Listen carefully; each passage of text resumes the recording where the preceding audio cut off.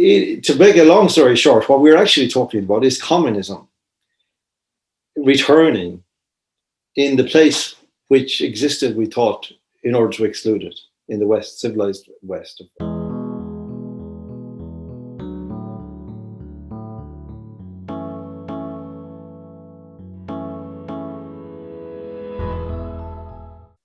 Can we at least have a discussion so that people are aware of what options are available to them? Instead of this constant that whereas they're being bullied by the government, by the media, by the medical establishment, it would be at least nice if the bishops didn't bully them, if their church didn't bully them.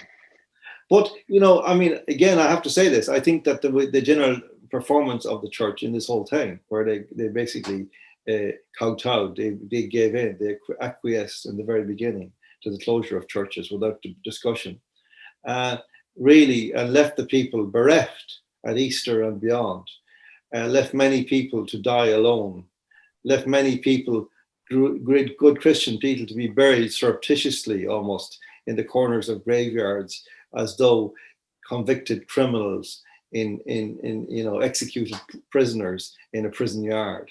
I think this is a shameful thing, a shame that cannot be expunged from our history now. And I do think that we who have been loyal to the church at some cost, I have to say, have not alone a right, but a duty to speak against this and to try to provoke this into a more constructive form of conversation so that the people may be informed and protected from all of the evils which now seek to crowd in upon them. Yeah, I mean, this is pretty much a bewildering situation for the ordinary, the ordinary person, the ordinary lay Catholic. They're really in uncharted territory, and this is where your faith has to really stand up, because if you're a true Christian, true Catholic, you're a truth seeker, and in order to be able to recognize the truth, you need to spend time with the truth being Jesus Christ, who is the way, the life, and the truth. So, people need to really turn to their own faith personally, and then trust their own instinct and the Holy Spirit working through them to recognize what seems off, because we're not getting the support from the establishment that we used to have. And I think that's difficult for people to come to terms with, that those, even your doctors, it's so difficult because these authorities are not, what's the word? They're not what they used to be because of other information that we have. Well, I think that's right, Lisa, that there's something radical that has happened to the institutional elements of our society, and we will go on for a number of years, I think, if we're left with the freedom to do it, analyzing that, trying to get to the bottom of that, because it is a real conundrum as to how, the image I used in an article I wrote for you recently, that says all the politicians, and you could say all the journalists and all the clerics and all, it is almost like a flock of crows, which is actually called a murder of crows, somewhat ironically, on a field. And we've all seen that, where they're up there and they quieten down and there's total silence. And then without a sound that you can hear, the human ear can hear, or without any visible signal, they all rise at the same instant, and whew, and they're gone. And it was like that the authorities of the world did that last March. They went off in one direction, which is away from freedom, away from reason, away from conversation, away from democracy, away from the rule of law, away from constitutions. All of these things were abandoned. And no official, it was like the image I use again, is like a multiple organ failure of Irish society. Nothing worked. Everything collapsed. There was no voice to emerge. And it was left to a couple of lay people to come out and say, hang on. And of course, then, I'm talking about myself and Jim O'Doherty, who took our legal action, but we were immediately excoriated from all sides. This is unprecedented, in my opinion, and my experience in this society, because, I had been brought up to believe that it was a free democratic society. and that, things that would happen, we would be able to discuss them and ask questions and mobilize ourselves to the extent that we needed to against them, in the sense that we would oppose democratically what was being done to us if we felt it was inappropriate or wrong. This was abandoned. And it seems to me that a force like the Catholic Church in the world, and one of the reasons that it has remained attractive to me through thick and thin, is that it has been this, and the towering figure of Joseph Ratzinger still lives in the world. That this voice of reason, is such a beautiful thing in culture. I think of Ratzinger not just as a former pope, as a cardinal, as a theologian. I mean, he is one of the great intellects of the world in the past century. And is this for nothing? Well, in Ireland for the last 9 months, it has been for nothing. And now we see with this statement from the bishops, it is for less than nothing.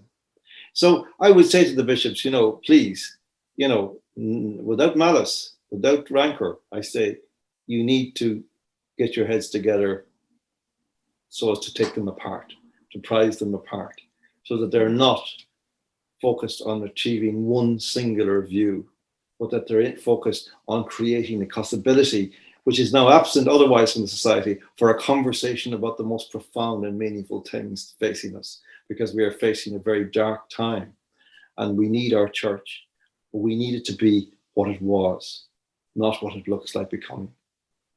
Well, it's interesting, you're saying, and sometimes we can get quite overwhelmed by the sheer nature of these powers that be, the enormity of what we're facing, and the apparent hopelessness of fighting against this. But isn't that what the Catholic Church, what the Catholic faith, we should say more than just the church, has always been?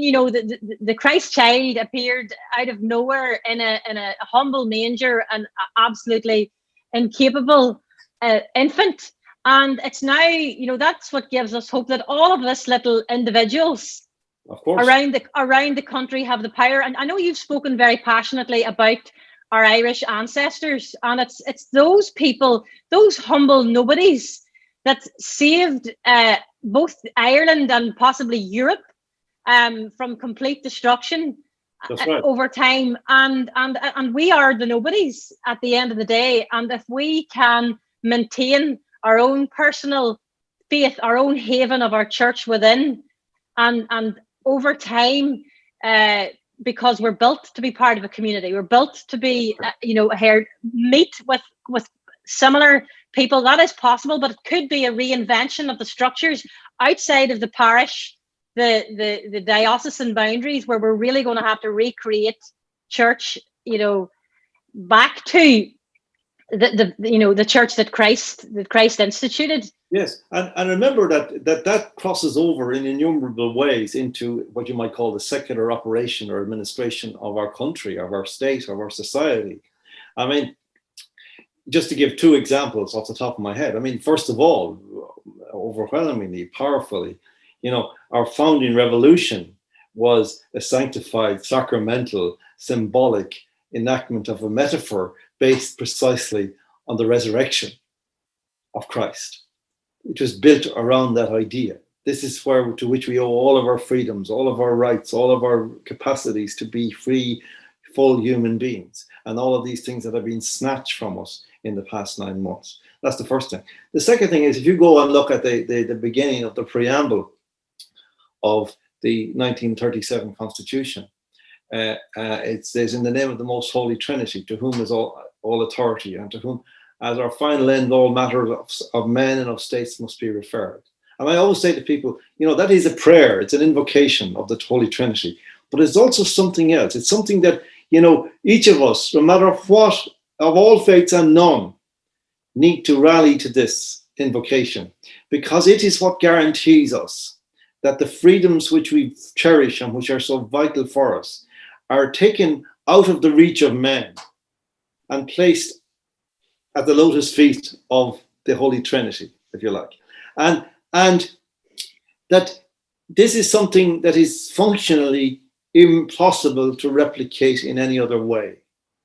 This is something that if we lose this thread of our history, of our foundation, our founding values, there was no way of replacing it. And I can tell you, I can say now, looking back at these last 9 months, Lisa, I am terrified that we are losing it at a speed that is beyond anything I expected. Because there's an absolute disintegration of reason, of respect for law, of respect for freedom, of respect for democracy, of democratic values, and of the most basic freedoms. Where you have people insisting that people wear this face muzzle, a completely spurious, unscientific remedy or treatment for a condition which is, no more serious than the average flu, let us say. Because, of course, people were dying unbeknownst to us, year after year after year, winter after winter. Just nobody took any notice until these deaths were weaponized for reasons which we may get to.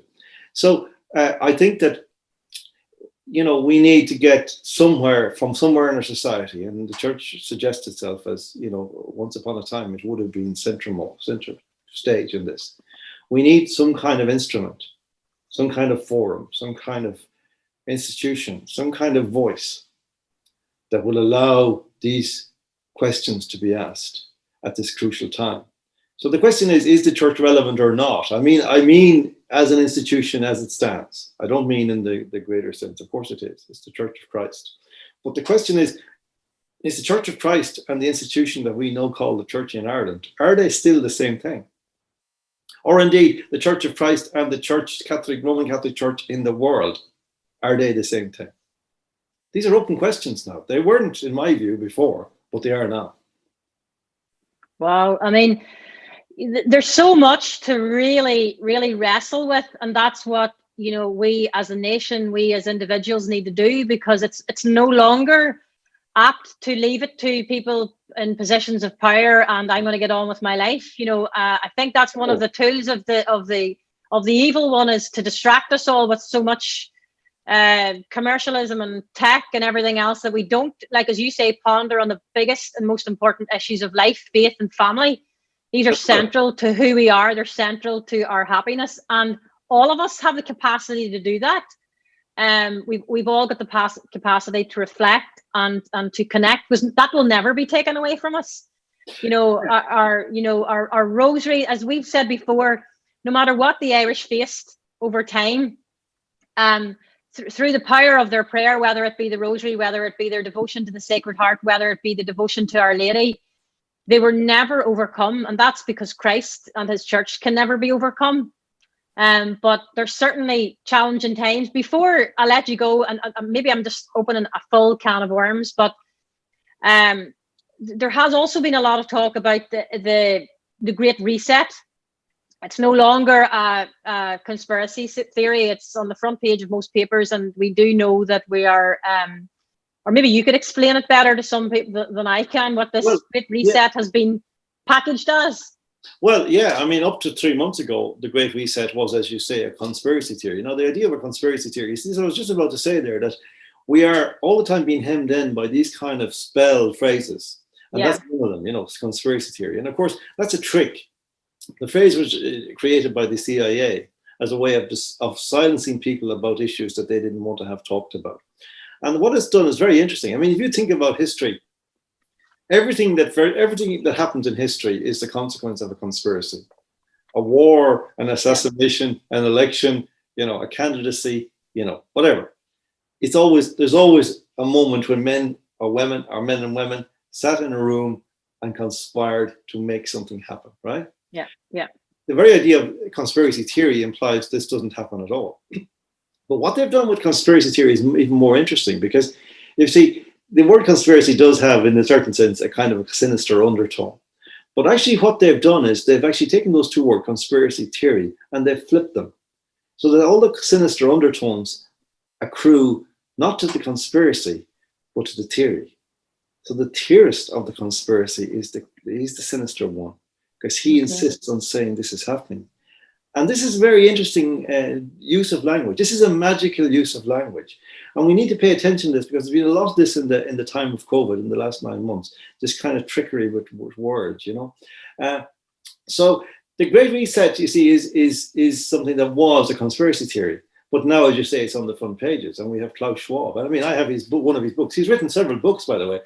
He's been writing books about this for several years. Klaus Schwab and this other guy, Thierry Malaret. And there are like about 3 or 4 different books which have the Great Reset in their titles. So, I mean, and I know lots of journalists don't know about this. You know, I mean, I see them on talking about this still as a conspiracy theory. It was on the cover of Time last month, as you said. And it is quite terrifying. And it does accord with a lot of what we've been seeing in the last 9 months. Because essentially what the Great Reset aims to be is an attempt to remake the world in accordance with the new coming dispensation of artificial intelligence. And that will have various implications. For example, it will have an implication that it will render redundant or obsolescent huge tracts of the human population. And that therefore they will have to be, you know, I was about to say dealt with, and I was then correcting myself, but actually dealt with might be the opposite phrase. Because there are other things, layers going on here as well. But one of the things they're talking about is, you know, universal basic income, which would be that everybody would have kind of a super dole, like we've had in the pandemic, the PUP. But that, of course, it would be combined with things like Chinese-style social credit systems, which actually monitor people on a 24/7 basis. And you can have your money reduced or stopped if you're not behaving as a good citizen, you know. If, for example, you don't have your vaccine, if, for example, you continue to protest about aborted tissues being used in the production of vaccines or whatever. And so, to make a long story short, what we're actually talking about is communism returning in the place which existed, we thought, in order to exclude it in the West, civilized West of Christian civilization, the civilization founded on the teachings of Jesus Christ 2,000 years ago. That's essentially what it means. Now, if you look at it, I advise people just go on the internet, look up Klaus Schwab, Great Reset, and tell me this is not. You think you're in a James Bond movie when you hear this guy talk. Like you think this is like a caricature villain such as you thought this guy. This, you know, if I wrote this character as part of a movie script, the editor would tell me, look, come on, you know, this is just ridiculous. Like you can't do this. This is just, we need some level of credibility. And so, you see, this is the remarkable thing. Now, when you actually looked in and look out your window, I say to people, I know when I look out mine, I see this already. And it happened in the early spring of this year. Cycle lanes being built, half the road being taken away. The road, which was a main arterial road into the city from the south of Dublin, becoming a one-way system, going in the wrong direction by and large, going away from the city. And all kinds of complications. But then suddenly this wave of cyclists, like men in Lycra, whizzing by at 10 per second, like a racetrack. It's like an Olympic style racetrack. All this, it seems to me that when you put this in then with all the kind of way that people are being educated to stay apart, to not talk to each other, to not trust each other, to be fearful of each other, to jump under a bus in order to avoid proximity with another human being. All of these things are cultural great resettings. Yeah. And I believe that closing the churches was an intrinsic part of that. In other words, what I'm saying is that, having said it's not a conspiracy theory, I am telling you now that there is a conspiracy to destroy humanity and human culture as we know it, as we have known it, and replace it with something we won't like very much, and that we should be shameful about that we are going to contemplate handing on to our children, because it is not freedom, it is not democracy, it is not anything that you could call a culture. And yet we are not alone being allowing ourselves to be bullied into doing it, but in fact, for the greater part, we are becoming the bullies against the others.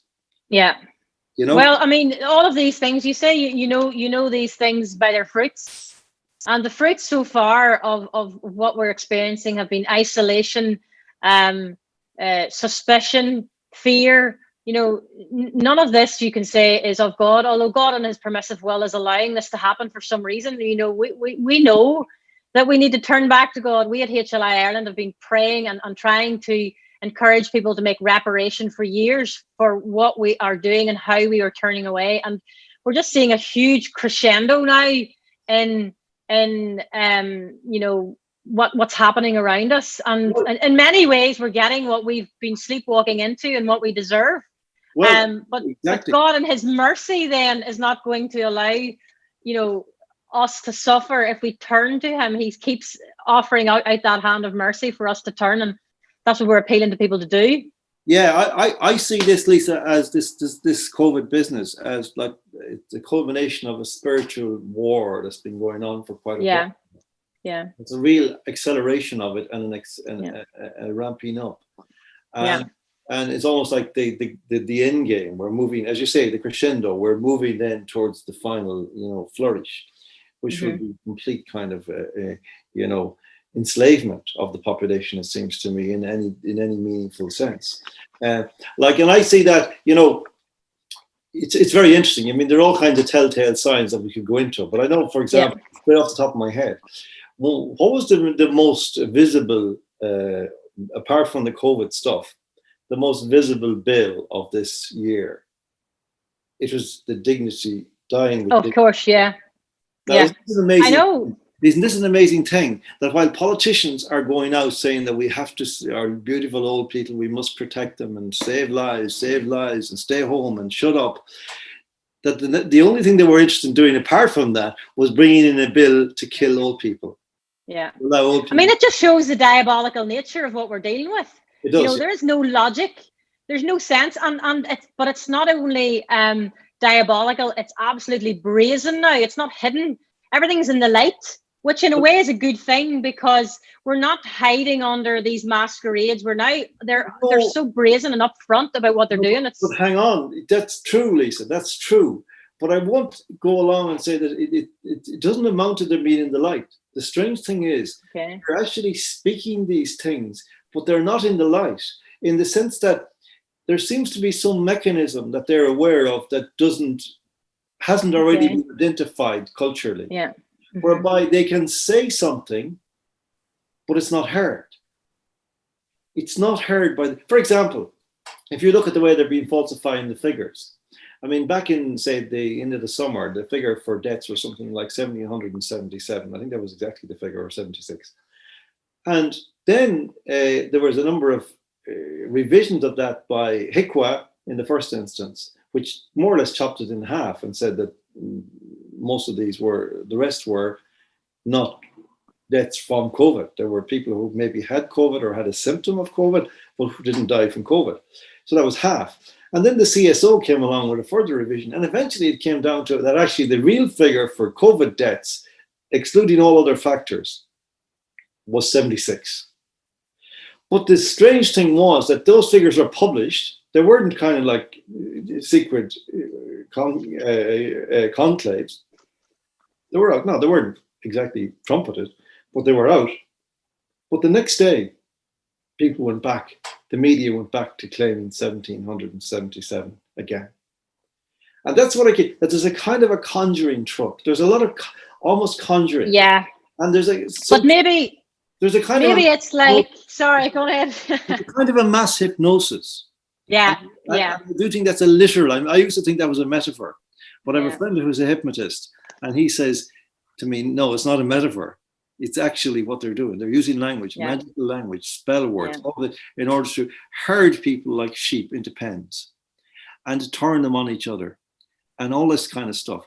And then I can see it now. I mean, for example, I can very noticeably notice. I can see now in my own area, in my own direct experience, day after day, since the lockdown was lifted, and this kind of truce, Christmas truce was announced, which is a bizarre thing when you think about it. It's like in World War One, you know, the Allied forces and the Germans Yeah, decided yeah, a Christmas truce, and they actually played football on the beaches that Christmas. You know, and I'm wondering, like, will we actually have a game of football between us and the virus on Christmas Day or on St. Stephen's Day? You know, like, this is how absurd it is. That a deadly disease, which we're told is killing like millions of people, can suddenly be forgotten because the politicians don't want to face the absolute wrath of the public, which might be provoked by them denying them the right to actually celebrate Christmas, right? And so they can find a context or a rationale for suspending their suspension of human rights for this brief period. And then we go back to the punitive thing in January. But of course, all the time the figures are being played with. They're all being falsified. The PCR test doesn't work. They know that they can get any result they want with that. We know this. This is all known. I'm not just saying this. This is not controversial at this stage. In fact, the authorities are now saying that, very interestingly, in relation to the PCR test, which they've been claiming is infallible, they've now said that people who want to use the test in order to make themselves feel safe over Christmas, whereby if they bring people into their home, they'll give them a PCR test. The government said, "Oh, no, it doesn't work for that. You can't. It won't work." yeah. Yet they've been suspending our democracy and our freedoms and our economy Based on these things. on the basis precisely of this test that doesn't work. So, see, this is what we have. You know, I mean, bishops are, you know, they're clerical, they're holy gentlemen, and all that. They say mass, they do the sacraments, but they're also required to use this. And yeah. you know, so I think that, you know, I will say about the general situation we're in, that it doesn't, in a certain sense, surprise me. It does surprise me. It shocks me to my core that this could happen. But when I think about it, there is this context, because it struck me in 2018 that there would be a terrible price to be paid for the idea of dancing in the streets to celebrate the slaughter of innocents. I just thought that, you know, that if there is a God at all, he will wreak some vengeance for this. And in the same way, I thought that in 2015, when the people were bullied into mouthing, you know, obscenities to say that, you know, two men is the same as a man and a woman and a child, and that's a family, and they are parents. That when you demoralize people when you do that, and what you do is you create a situation where they have no choice but to not believe in anything. Because if you force them to speak lies, then they just say, well, I don't know what to think now. And so it's like, it struck me then, and it struck me, I was ill quite a bit in the last 3 years and spent a lot of time in hospitals and a lot of time to sit there watching things, you know, and I used to get a feeling, you know, I'm not as young as I used to be, and so this is very much germane to me. But when I would see an elderly person being wheeled along a corridor in a gurney or on a bed, I used to get this shuddering feeling that there's something ominous now about this, in the wake of what we'd seen in 2018 with the abortion thing, that the respect for life that used to be absolute was now broken. And that person, I said, is not safe. And I am not safe. None of us is safe now because we have done this.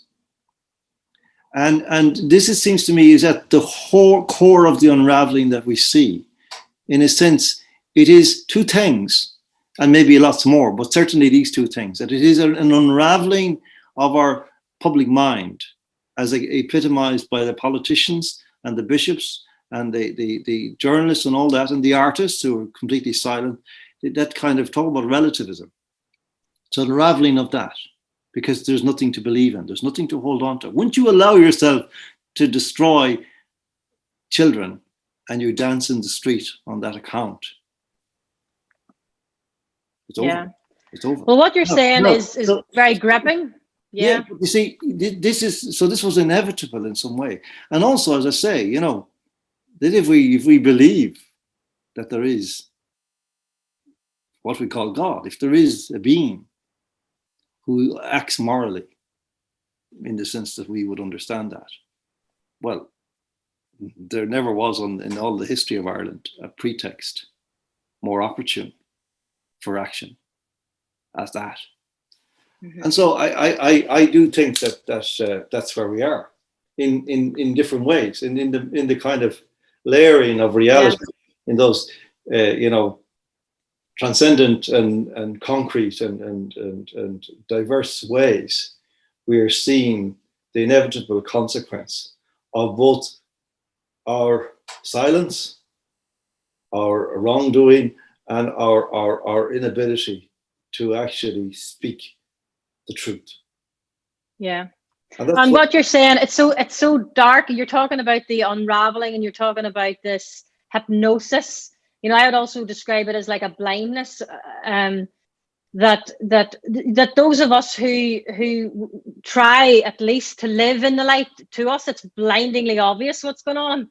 But yes. People that there is a spiritual and almost a temporal blindness, and that can come. And we've spoken, with HLI, when we were trying to talk about the abortion referendum, we were trying to go back to the root cause of that being a contraceptive mentality, and so going right back into then somehow our conscience is being dulled, and our sense of life and the creation of life all being dulled, and that can paint a dark picture. But on the other side of that, when we as individuals can be the light and little lights, it's enough to dispel the darkness. And that's what we have to cling on to, particularly in this dark spirit of Advent, and things are still quite bleak. But we have the hope of Christ manifesting. It's not it's not this sort of out there reality. It's a reality that we can depend on here and now in our lives. And I think that's what people want to and need to really cling on to. And I think that's so important. Well, I mean, what that comes down to fundamentally for me is to speak the truth. Yeah. That insofar as we can grasp the truth, we have a duty to speak it. Now, somebody might hear us and say, that's wrong, or that's not entirely right.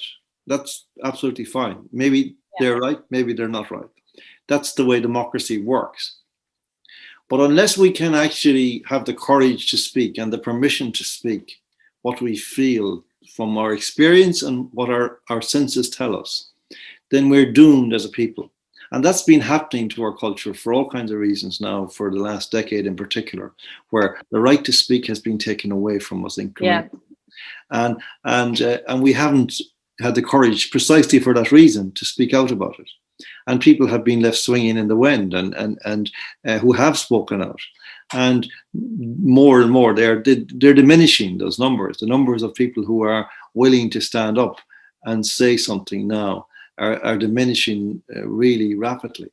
And that's not just like, I think people think, well, that's not a big deal, because it's all just entertainment anyway. But no, the conversation that we have is the very basis of our democracy. There is nothing, unless we can converse, there is no democracy, there is no freedom. Yeah. Because that's the way we safeguard those things. And fundamentally, to me, Christianity is about freedom. Because it is about the freedom to choose how you see the world, in the sense that, you can actually look at it squarely, or you can retreat into worldly things, but you can come out and you can look at that path in front of you and say, this path is mine. It goes towards the horizon. That's all I know. I have faith that there is a point, there is a destination there, and I learn a little as I go along, but my imagination is small, so I don't know what greatness awaits me there. But that is the purpose of my life. And if you lose this and you start to grub around in little corners and tills and with minor concerns, just paying your mortgage. I understand, of course, we all have these problems day to day. But if that becomes the most important thing in your life, then you're doomed. And your people are doomed. Because you will not fight to protect your children and your children's children, or you will not fight to give them on, to hand them on something like the gifts you have been given, because those gifts will be diminished by tyrants if you give them that chance. So that's really what it's about. in my opinion. Yeah. And I think now, there are many things, Lisa, that I won't say. I can't say because, because even within this culture, if they're waiting there to nail you as a conspiracy theorist or something. But I would say that I think we have only given a very general sense of how grave the situation is in this conversation. I think it's probably a lot more grave than I would allow myself to say, in my opinion. Yeah. It's very, very serious now. I think this is about the worst situation that I could possibly have imagined encountering in my life. Well, we're certainly at a precipice, and a lot of people. I had a discussion with a sister recently, about the end times and people throwing out these terms, and certainly, as she said, it might not be the end times, but it certainly looks to be the end of an age. Yeah. Because of it just cannot continue in this fashion. And what you were saying about the fundamental nature of being able to speak and using our voice and to speak the words of truth. At HLI, we have been really encouraging people to speak the words of scripture, because many of us feel very inadequate. We're just ordinary people, and we feel very inadequate in these realms. You're talking theology, biology, such politics, economics, way above our pay grade. And so we want to give people like a spiritual weapon of speaking scripture into their situations, because believe it or not, there are so many scripture quotes that speak directly into these situations. And as you say, we could be looking at getting what we deserve. And I was just looking at, I think it was Genesis 18, when our Lord said to Abraham, if I find one just man, I will not destroy. I think it was Sodom. He just needs one. And I think very many of our supporters and very many people listening to this may be the only person in their family who have their eyes open or who are aware of what's going on. And we would say to those people, like, just do not be afraid. Be the pillar, be that one person, and be confident that the Lord hears, he sees, he knows. These things can be so big for us. And I mean, I wanted you on today to be able to, as you said, we have a brain. God has given us a brain to analyze, to look at, to try and discern the truth. It's not to shy away or hide behind a statement or hide behind a consensus. Sometimes what we look at is dark. Yes, it is. It's painful. It's frightening, but we need to first of all acknowledge it so that we can get out our weapons, our rosary beads, we have a Holy Face devotion, we have devotion to St. Joseph, and believe it or not, all of these are Catholic devotions that are central, and we're central to the defeat of communism. So we have been given the spiritual weapons, and just for the ordinary, as I said, the nobodies, we have the weapons to overcome this. We can't see how or why or how somebody so small can penetrate something so massive, but that is not the whole basis of Christianity. Well, I think that the fear that people have that sometimes results in silence or in cowardice of various kinds is actually misplaced, for the reason that you are not avoiding consequences by running away. Yeah. Because in these situations, if you run away, the problem follows you, and it grows and grows. It grows legs in that. Yeah. And you are better to face it now. We're better to face it now than in a year or for 10 years when it will maybe be too late. We have huge problems. We have huge problems with the cadre of people that we have in charge of our country. Most countries have now. Then we need all to look at that. We have huge problem with the media who've betrayed their trust, the trust that they were given to provide a conversation, a fair and free and just conversation for our society. We need to call them in, and we need to take that franchise from them in whatever way it will be, by simply no longer honoring or recognizing their products.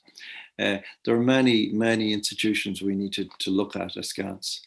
And but I think that, the courage that we can get here it's not, I mean, of course, we can get courage from our faith fundamentally, because what is that? That is an understanding that we come from someplace and we go someplace, and that we are protected, we are accompanied and cherished, and that our lives are worth something.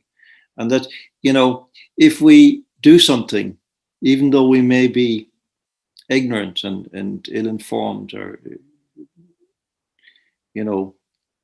in some ways afraid in doing it, the imperfection of what we do is not the measure of its success, ever. It is the will to do it and the intention behind doing it.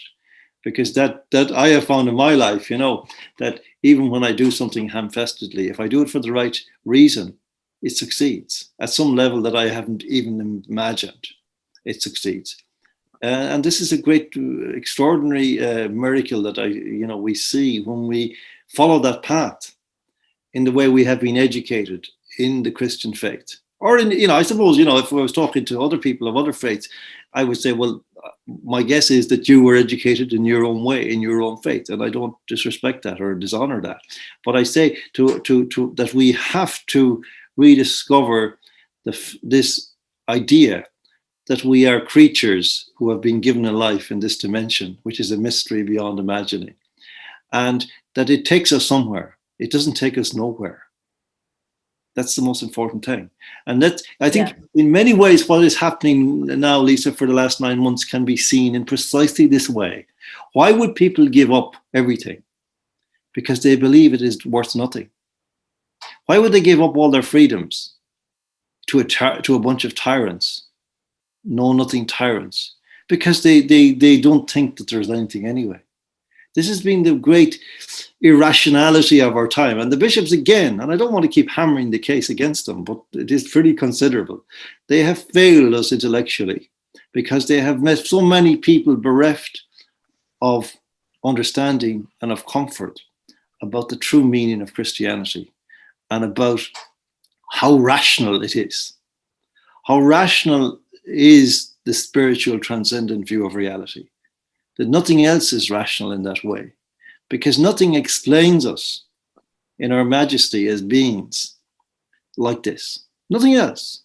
This idea that we are a random, amoeba crawling across the face of a planet. Listen to Mozart and tell me that.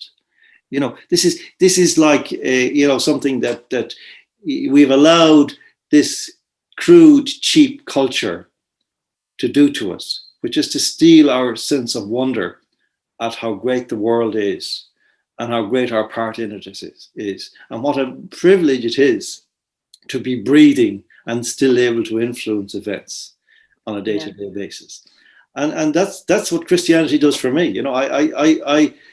I take your point about the Bible. I agree with you, but I would add this, that actually, yes, by all means, read it. Yes, read it, but make it your own. Yeah, it has to be living. It has to be living. It is written to be made your own. Yeah. You are inheriting the true word of God and of his people through history. And you can add to that with as much poetry as there is there already. So there's no reason for us to feel that we are simply inheriting some kind of, theme park Christianity. It's still alive. It's still living. It's not over. Maybe it's only just beginning. Yeah. Well, listen, John, it's been absolutely inspirational to talk to you. I've learned so much and I've really enjoyed this conversation. As you said, we've only touched upon some huge issues, and maybe in the future we'll get to talk again. I don't know what kind of reaction this will get. We've obviously got a wide spectrum of people who follow and support us, and a wide spectrum of thoughts and beliefs, but that is good. That's what we're wanting to do. We're wanting to try and start a conversation, a real conversation, a meaningful, authentic, hardcore conversation that needs to be had, and please God will bear much fruit.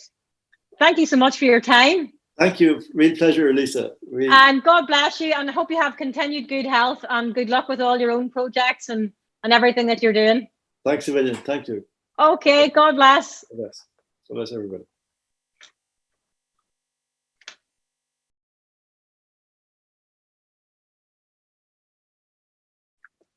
Thank you for watching. We hope and pray that this will open a door for honest and forthright conversation.